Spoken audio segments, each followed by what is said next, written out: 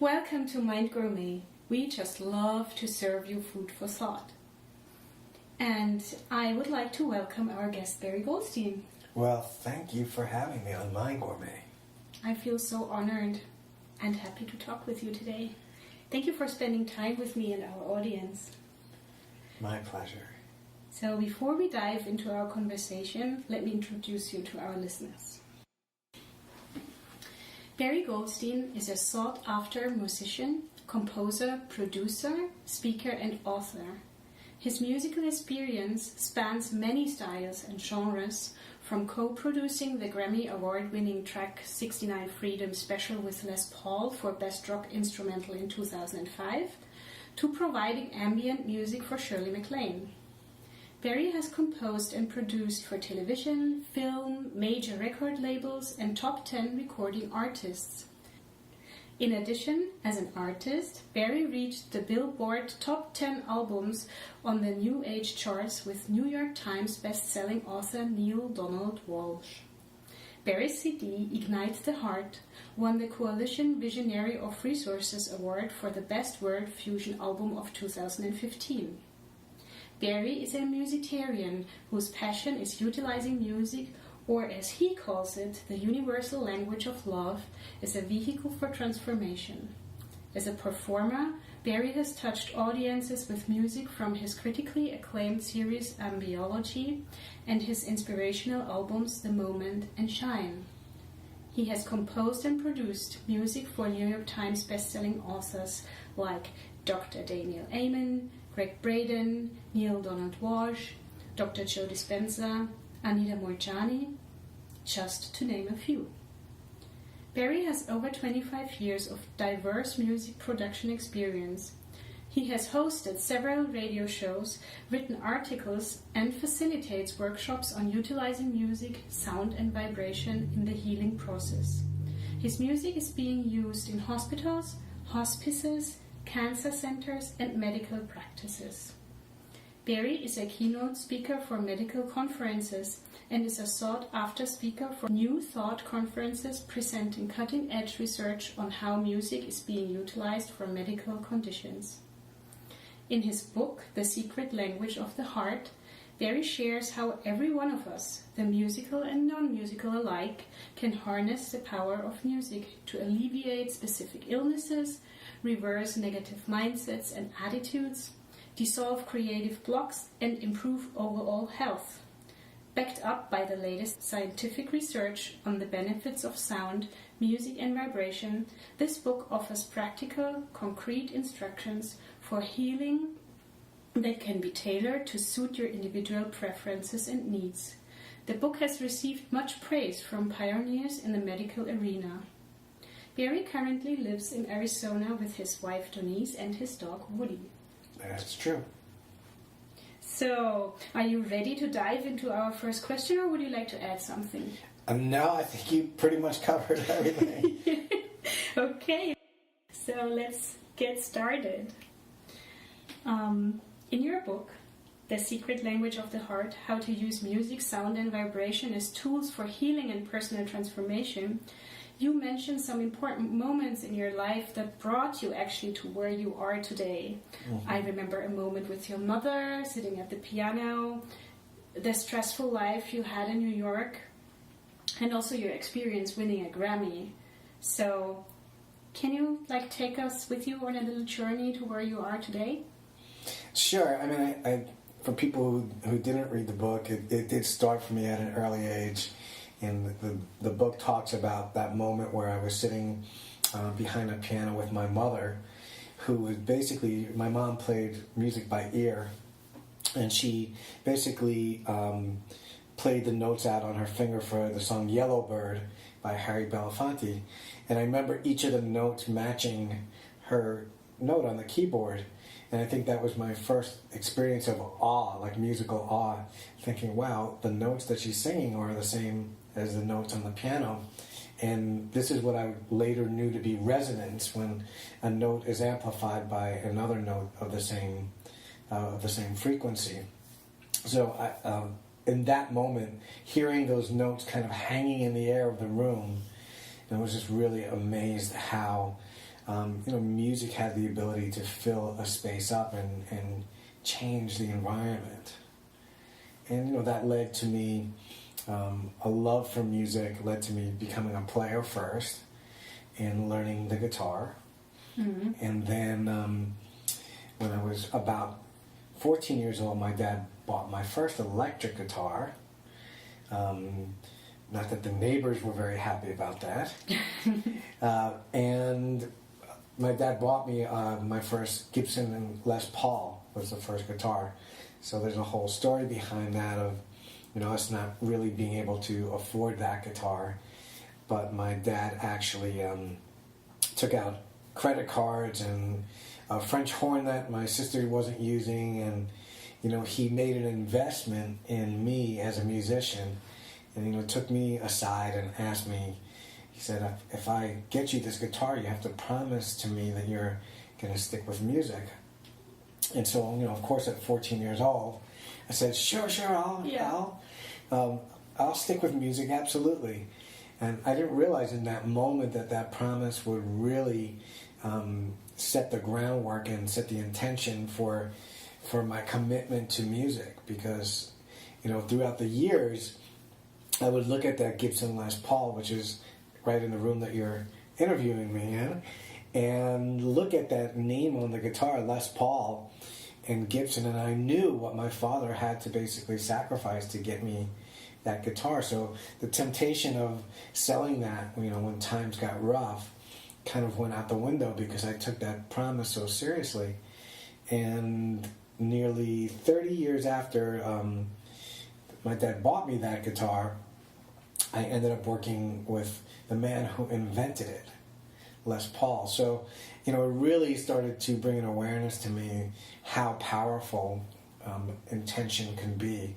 And seeing that name, investing my emotions, into the symbolism of that guitar, I believe created a pattern or a frequency or a vibrational match that really allowed me to work with Les Paul. And then, co-produce the track that ended up winning the Grammy with Les Paul. And so at 90 years old, Les Paul reinvented himself. And that's really what I learned even more than the Grammy was we all have the ability to constantly reinvent ourselves. Yes. Uh-huh. So yeah, that's 30 years in 5 minutes. And can you expand a little on this tipping point where you went from this stressful life as a musical producer in New York to the very kind of different lifestyle musically you're in now? Yeah, so in between those 30 years of 14 and that Grammy, I had kind of honed my skills as a record producer. And at one point, my only desire was, wow, all I want to do is be able to work music full-time 100% of the time. And I think a lot of musicians have that dream and desire. But when I did, and actually that I found out that was attainable, music really started to become a job like anything else did. And so there were timelines and commitments that had to be delivered at a certain time, and there were things I didn't necessarily agree with music, but had to be done for the record labels. And what I realized was that I was starting to really lose my love for music that started when I was 14. Sitting on the edge of a bed and writing a song, and watching something be birthed out of nothing is why I started to create music. And in that stress, I really kind of started reaching into other directions and had an awareness that, wow, this is not the way I thought it was going to be. So I decided, instead of composing music, that I wanted to decompose with music. And so I did some research online, wanting to connect back with my heart, where I knew that my love for music was birthed. Yeah. And I found some interesting things at the time that said that our hearts at a relaxed state, the average human, heart beats at a relaxed state at about 60 beats per minute. Mm-hmm. And I said, wow, what would happen if I composed music at that same tempo? And just allowed myself to really not know what was coming next, because I was so aggravated knowing everything that came next. I said, wow, what would happen if I tried the opposite of that? So I began to take these hour-long journeys and just letting the music come through me and not knowing, what the next note would be. So this practice really puts you in a space of being completely present and trusting that whatever is coming through is coming through. There's no time to edit it. There's no time to change it. In that 1 hour, there was a compositional piece that did not exist before. And, when I listened back to them, I was like, wow, this is really interesting. So then switching modes and putting my producer hat back on and saying, wow, what would happen if I put layers on this as well, and started creating melodies and things in conjunction with that piece. I wonder what would happen. And because the fact I never knew exactly what chord or note was coming at me, again, even laying those second and third layers, you really have to trust and not depend on what you already know. So you're really going by musical instinct. And what happened was that process created some of these really interesting harmonies that I never in my mental capacity could think of, but just had this otherworldly, very cosmic quality to them.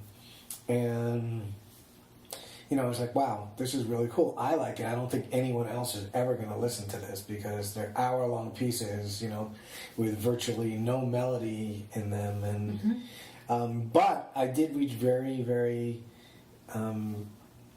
very coherent states of meditation, even during the compositional process. I was in a very, half in this world, half in a meditative state. And so when I started playing them for people, they said, wow, this is so relaxing. I would just want to close my eyes. And friends said, you have to put this out. I mean, I do massages and I would love to have music like this, or this would be great for the dentist's office, when I'm getting my root canal, can I take it in? Or my uncle, is really sick and this is so soothing. Do you mind if I bring it into his hospital room? And so I found that there was a desire for people to utilize this music that I thought nobody would listen to. And it later became a very signature series that I have out called Ambiology. So that's really how things started to translate, and shift for me, over a period of time. That series went out, and we've received so many different testimonials from the 6 CD series that people began to use them for very distinct things, for sleeping challenges, for moving out of mind chatter, for anxiety, for birthing children into the world. And so that really brought a curiosity to me. Well, why are these pieces working? I wonder why, outside of them being 60 beats per minute. So that's when I really started to do more research related to music, and that really led to the writing of my book as well. Yes, you even compared, you say music can be like medicine. And so how would you describe this, let me say, character or being of medicine that music can be for people versus, let's say, drugs or even homeopathic medicines?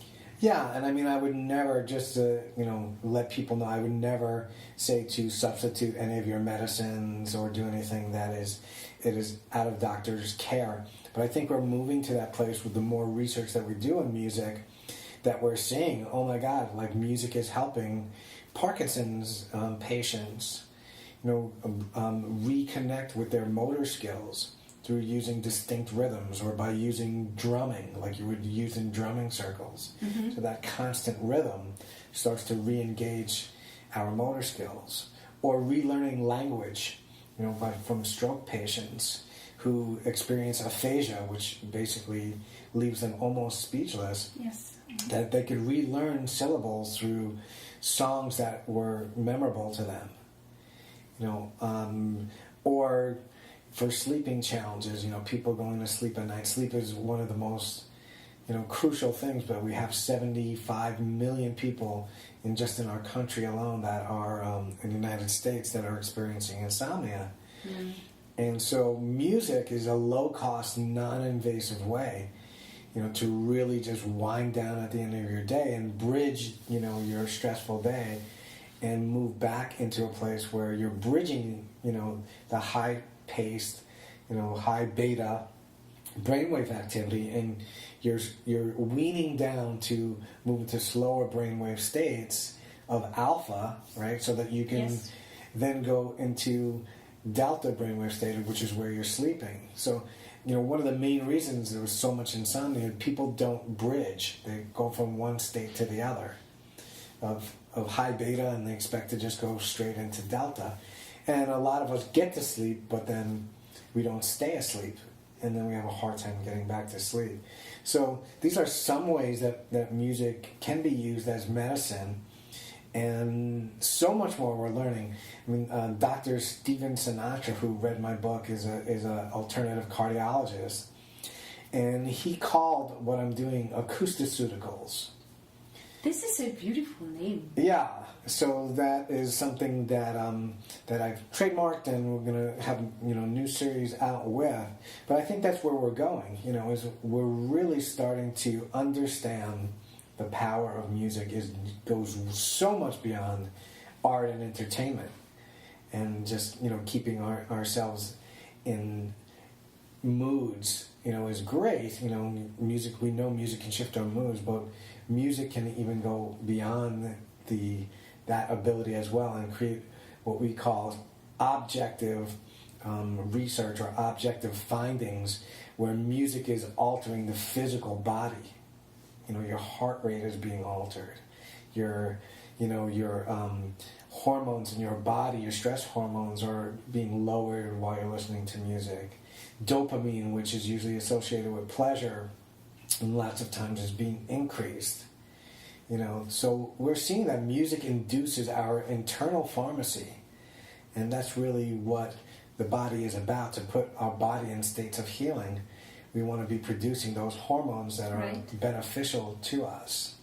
And, more and more research is pointing towards music to be able to do that.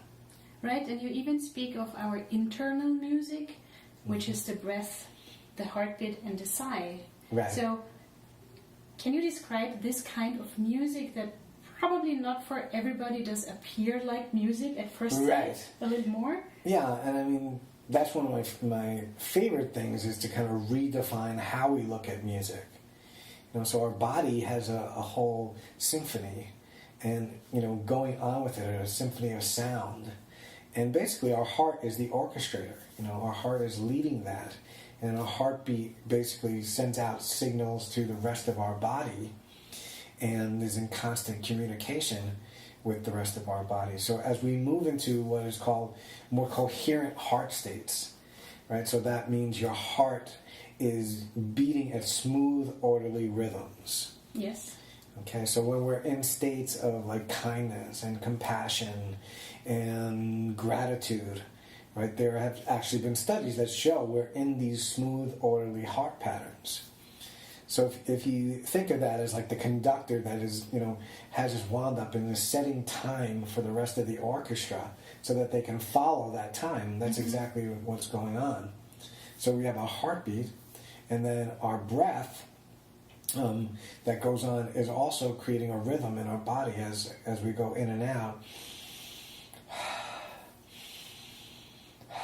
And as we slow that down, we have the ability to move into what's called a parasympathetic state. And that's when our autonomic nervous system goes into a state of relaxation, a state of calm. So by just connecting with some of these sounds, your heartbeat, your breath in and your breath out, that sigh is a way to release tension and stress in our physical bodies and move to that state where our heart produces those smooth, orderly rhythms and then is conducting the rest of our other systems, our digestive system, our immune system, all of our systems in our body.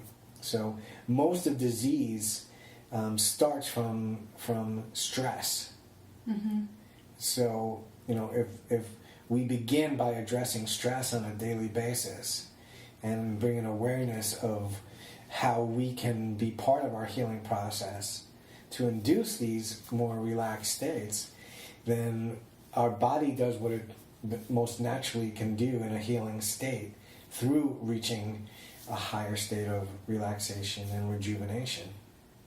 Yes, and I think this is such an important and helpful thing to know, that we have actually so much inside of us that can help us to heal. Mm-hmm. And I personally find that your breathing technique is really very, very helpful. Yeah. Well, our heart has its own intelligence. And, part of that breathing process, which is very detailed in the book, is placing your hands on your heart. And, it seems like such a simple thing to do. Yes. Right? Oh, well, yeah, put your hands on your heart. I've done that. But when you make a practice out of it and you're closing your eyes and you're breathing in and out of it, you're actually moving into a sacred state where you're learning to listen at such a more intricate level. You're hearing and everything that's going on. And it's a message to yourself as well. If you can learn to appreciate the simpler things in life, and what's more simpler than your heartbeat and your breath, if you could learn to move to a place of appreciation for that, then you can appreciate and create so much more in your life as well. So, and I think we're moving away. We're moving away from working with the heart and, raising our children more so on the ability of your brain. And they're both important, but we're not teaching children these days on how to interact those two and how to have coping skills. Yeah. Mm-hmm. For utilizing your heart's intelligence as well. How to trust your instincts and how to embrace your intuition. This all starts from that awareness of talking to your heart, communicating. And the way we communicate, by placing your hands on your heart, breathing in and out, you're starting a new type of conversation with your body. So. Yes, right. And you were also speaking about becoming the DJ of your life. Mm-hmm. So, is that similar to taking the driver's seat of your car and being responsible? Yeah, and even more so. I mean, we all know what DJs do, and they basically, they program the music, right? And many of us are like, oh my God, that DJ set was amazing. Like song after song was great, and I walked out of there feeling, so blissful. Or I walked out of there walking out so energized, right? Or so relaxed, whatever the set was. But we basically depend on other people to create this roadmap of energy, right? That, creates our moods. And we all have the ability to become our own DJs. And instead of experiencing music on a random basis, right? When a song comes on the radio and you're like, oh my God, when I heard that song, it reminded me of, my mother, who, I love so much, right? Or the other way around, it reminds me of my boyfriend who broke up with me in 4th grade. Mm-hmm. Music has that power to reconnect you with memories as well. So why do we wait for randomized events in our lives when, especially now with all these technologies, we all have the ability to create playlists? Right. And that's really what the book talks about, is like, how can you create playlists to not just target one song, and you feel great, for one day of your week. But what would happen if you created your own playlist for gratitude? or your own playlist to motivate you. Right? And you listen to these and use these in your day whenever you needed them. After you have an incident with your boss and you feel like your energy just got drained, what would happen if you played a song that would inspire you and to bring you back into your own unique vibration, of your heart, of how your day started out. So instead of letting our days snowball, to a place where, they turn into a day that, we don't necessarily enjoy, we have the ability to curtail that when we take on that role of DJ. Yes, right. And to facilitate a state of being that we desire. That's right. Sure. So connecting to that, like facilitating a state, which, for example, can be also a state of creativity.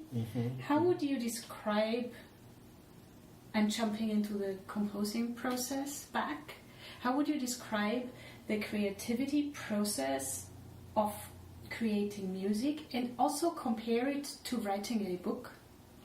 Okay.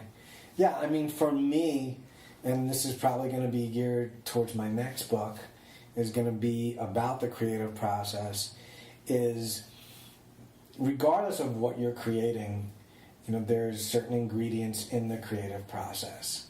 And one of the major ones for me is connecting to a really humongous, expansive energy outside of myself. And that was a big transition for me when I started to realize that when I connect to something beyond me, you can call it God or the universe or the divine or whatever you wish. I call it creator as well. When you connect to creator, how could you not be creative? Yes, true. Because look around you, look at everything that has been created in this world. And that divine being or that consciousness has no lack of imagination. So in my in my template for creativity, if you're connecting to that creative energy, how could you ever have a creative block? And if you do have a creative block, is it possible that you're just not creating, you're not connecting to that? So in my process, that's part of what I do is I move into that state of connecting and even inviting in the essence of that into my creations. And if you ask the divine, would you like to create with me? You never get a no. You never get a no. So the creative process of music for me is all about moving into the state of free flow and free falling and having fun. And I distinguish the creative state sometimes with the editing state. While editing can be a creative, you could do creative editing as well. But I think a lot of us, when we're moving into a creative state, we stop that free fall, right, of energy that's coming in because we either second guess ourselves or we hear a note that we played wrong, right? Or instead of, if you continue and just let it free fall, and in the back of your head you say, you know what, I know I could come back to that later at any time. I can always edit. But starting from the awareness that what's coming through you right now in this moment, you don't want to stop that. So I think a lot of us stop ourselves before we have the ability to really create something beautiful. So would you say it has also to do with trust and surrendering? Yeah, absolutely. I mean, a lot of the creative process is about that. And, that same energy that I use for music was used to write my book as well. And it was a free fall process. Also getting all my ideas from my chapters out right, on paper. The thing that differed more, I think, was that there was a lot more editing. Because fine-tuning your verbiage and also writing a book really, really makes you own your voice and your own belief systems. So when you say, wow, I'm going to be sharing this with the rest of the world, wow, is this what I really believe? And then you're like, oh yeah, no, this is what I really believe. Or maybe something that you've just been thinking you believe, and you have to kind of dance with that energy a little bit and say, wow. So it really makes you look at your own belief systems and what you want to share with the world. So it is a little bit different for me that way than composing music, because with music, the editing process is still it's more of a thing I'm experiencing. You know, does this feel right? Does it sound right? Does it? How does this make my heart, feel? But I think when you're writing a book too, you're also anticipating your reader a lot as well. Right. And what do you want to give to your reader? What do you want your reader to receive from this book? And am I saying that eloquently enough, or simpler enough that they will understand that? So, because sometimes you have your own linguistics, that you're used to. So when I was writing my book, my now wife, but my fiance, said to me, you have to make your book so understandable that your 90-year-old mom who has no idea, what we're talking about can grasp the concept. So my mom, who has passed since then, but was alive at the time of the book, I would call her up on the phone and have these conversations with her. And similar to that one about coherence, I said, Mom, so if our heart was, like the conductor, and it was part of our body and was really orchestrating what was going on in our physical body through the heartbeat, and kind of making sure everything was playing in harmony, just like an orchestra, but except through your body. Does that make sense to you?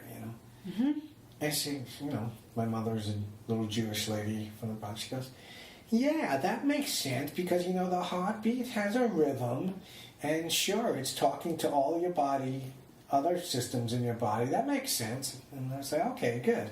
All right, Mom, gotta go now.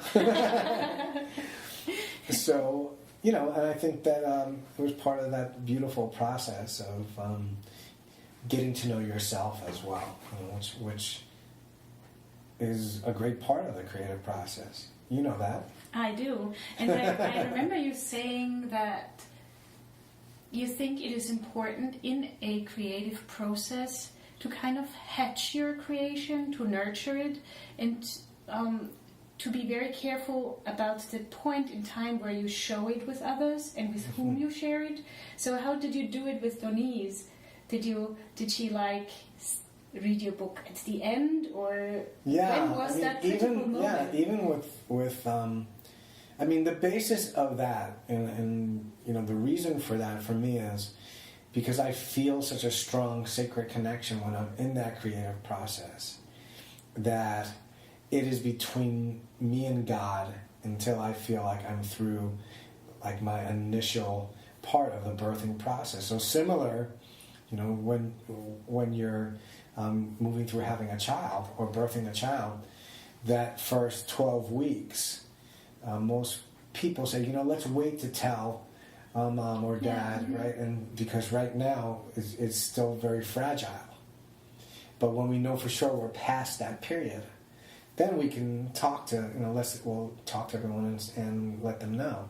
So it's really the same thing. I kind of feel like in your first initial, your first third or your first quarter of time that you're spending on that creation, you're not even sure about it, right? You're still dancing with the energy of it, and do I like this part? Do I like this part? Yes. That's not the time for me to say, well, what do you think of this? Because I'm already hearing 20 other parts in my head that are, that I'm going to put in later. So what happens a lot of times when you play people unfinished music or, unfinished pieces, they don't necessarily have the same vision that you do or know what you're thinking yet. And so I compare it to like in that initial time period of you're putting air. Think of a balloon, right? You're blowing all this beautiful energy out into the world, right? And think of a balloon that's inflating, right?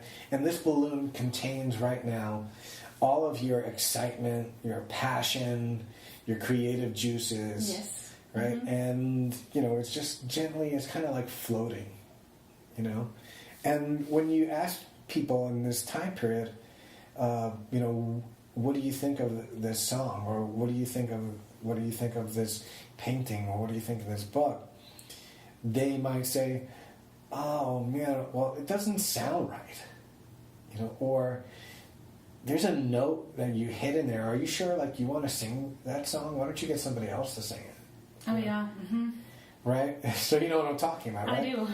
And what happens is that people start puncturing, or you allow them, not so much they are, but you allow them to put little pinholes in this balloon.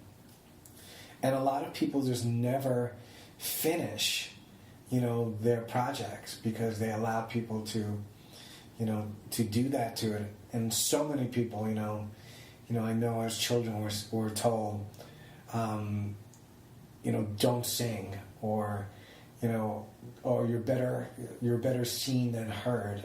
Things like that affect us to the place where it's harder for us to create later in our lives because we're second guessing, ourselves. So when you allow yourself to nurture your own creation to the point where you're like, oh my God, I love this so much. I'm so happy with this creation, and I don't care if people like it or they don't like it. I love it, right? And then you're at that place where you can let people hear it because that it doesn't really matter, unless you have 20 people who all say, wow, that drum's a little loud there, right? Then you can see that might be constructive criticism because there's a common statement there, and that's constructive. Yeah. Right. And it actually isn't creating basically about creating and not about thinking how others might like what we do or don't do. Right.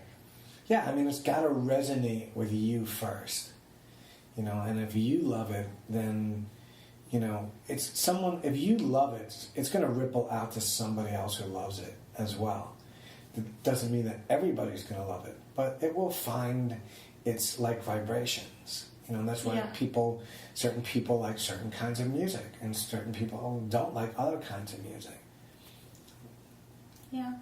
Yeah, this makes total sense. And actually this spans to the bow to my next question, because I would like to speak not about people but about pets. Like, okay. You have 2 albums. They are called Pet Waves. One is for dogs and one is for cats. And what makes them so unique? Well, when people ask me what makes my music unique, I usually answer a question with a question, and I say, well, you tell me.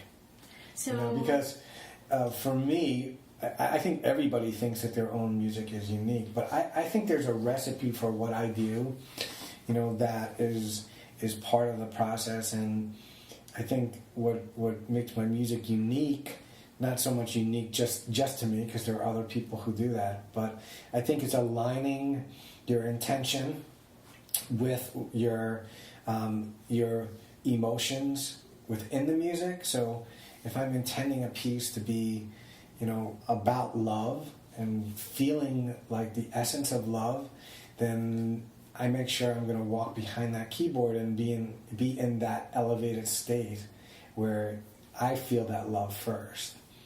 And that goes into the creations as part of the recipe. It's like, like I say, like grandma's meatballs, that she knows exactly what she's going to put in there, but the secret ingredient is love. Because even if you had the same recipe as grandma, nobody's meatballs taste exactly like hers because they're grandma's meatballs. So it's the same thing with me. It's my music, and it's going to be unique because I'm unique. each one of us is unique. Everybody who creates music is unique in their own way. But I mean, I think for me it's a combination of being a chameleon to a sense too, where I can take in a lot of different influences and translate them. Yes, and what is so interesting in this case for me is that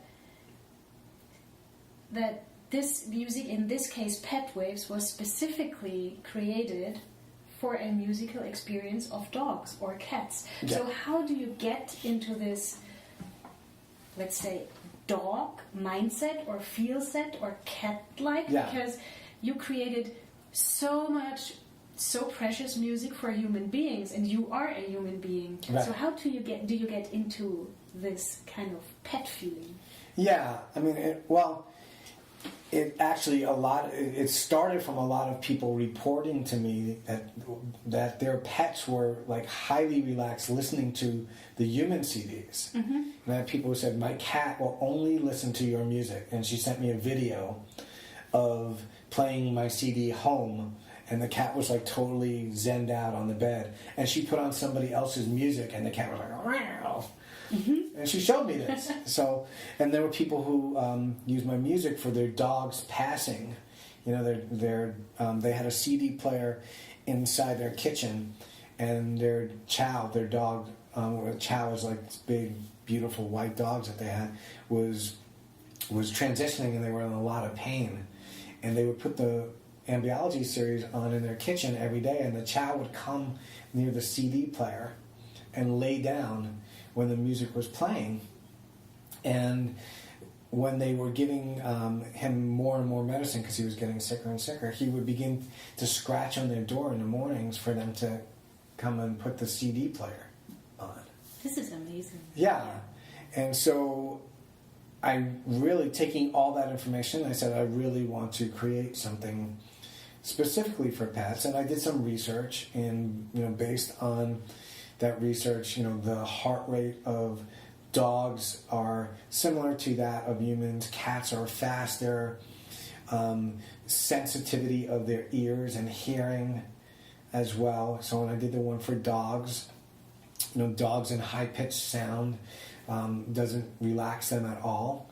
And, there had been some research on that as well. And so I incorporated long tones and these beautiful melodies. But really, for the dog CD, what had happened in the middle of me starting this CD, my wife called me up and told me that as she was coming off an interview, she's a medical doctor, mm-hmm. and she was being interviewed on a TV show, that a dog licked her in the back of her leg.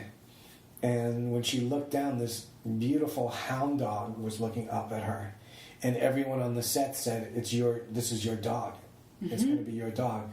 And Denise called me up and said, I'm going to send you some pictures of this dog. And I was like, we cannot have a dog. We both travel too much. We live in a small house. And anyway, long story short, that we ended up adopting this dog, Woody.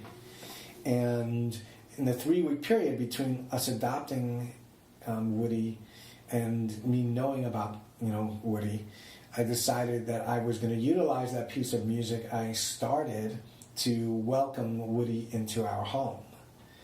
So every note that I played really was immersed in like this welcoming safety energy, And when we brought Woody home, the first thing we did was we took him into my studio and we played the music for him. And this is a dog who had been a rescue dog, so they're normally a little bit more stressful. They're, a little bit more defensive. And within about a minute, Woody laid on his back and was paws up, exposing his stomach. Aww. So, which is a complete vulnerable and trusting position for dogs. So I knew that there was something about the music that would really be able to help dogs and stress. And it really was more about not just for dogs or not just for cats, but it's really a program that's geared towards you connecting with your pet. So using that music, and when you're playing that music, to be petting your pet or to be experiencing love with them or gratefulness during that time. So they start to condition to that music. Right. Mm-hmm. And, their heart rate variability, which has also been shown in studies, when our hearts move into more coherent states, our pets pick up on that. And their heart rate variabilities also move to a more relaxed state. So I think that, in a long answer to your question, that is one of the things that does make it different, is that I'm not just targeting the pet. I'm targeting the human and pet at the same time. Right, and you also facilitate or help facilitate their relationship. That's right. It enhances the relationship between, I don't even like saying master or owner, because Woody's is our family member. Yeah. But it enhances that relationship. And so with the ones for cats, it actually uses specific frequencies that incorporate the cat's purr within that musical piece as well. So there's a resonance there, and a sound that find a common denominator within cats. And both both CDs in that series are just really reaching out and helping a lot of animals and their family members as well. Yes, they're human friends. Yeah, exactly. Yeah. I actually could just go on talking forever, but there's one last question I want to ask you, and that is, if you could connect with one person or personality, no matter if he, she, or it is alive or really existing, who would it be, and what would you ask or say? Wow. And connect, you mean just talk to, or? Yeah, for example, it might be an imaginary person, it might be someone who is still on this earth or not anymore. Yeah. No limits.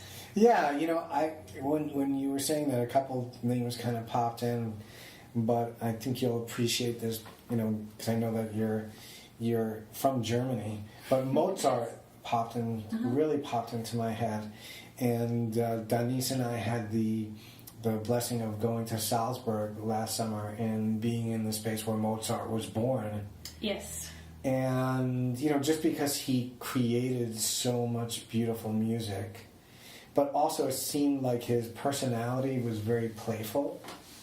I think so, yes. And very childlike, from what I read about him and people talked about when we were in Salzburg. And I always thought, and I always say this to people, because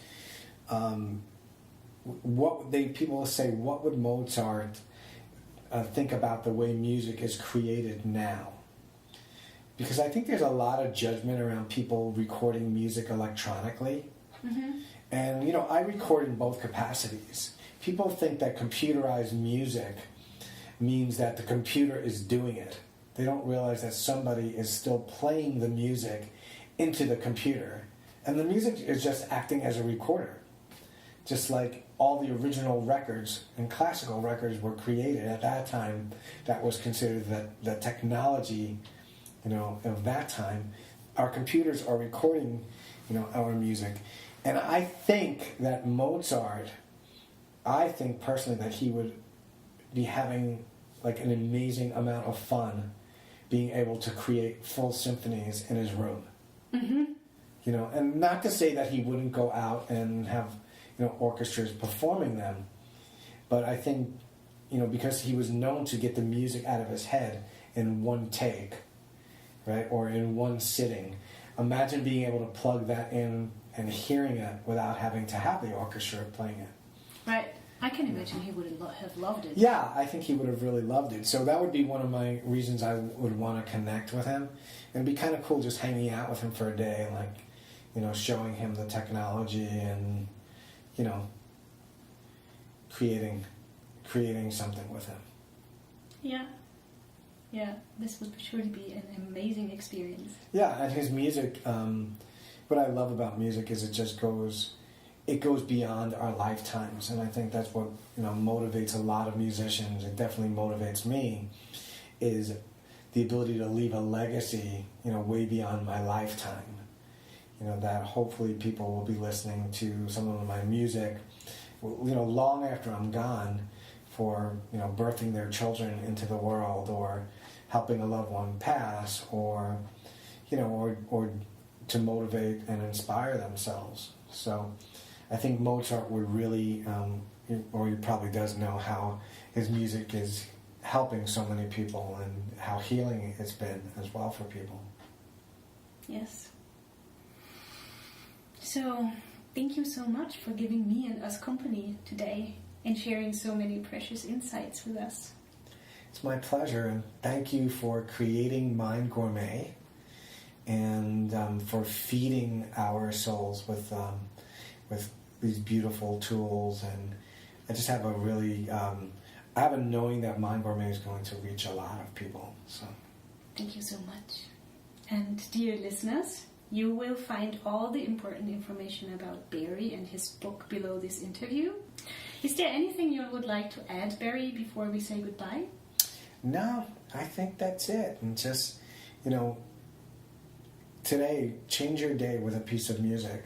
That one song that brings happiness or joy to you, or a sense of inner peace. Think about that and gift yourself with one song today. Yes. So thank you everybody for listening in. Bye.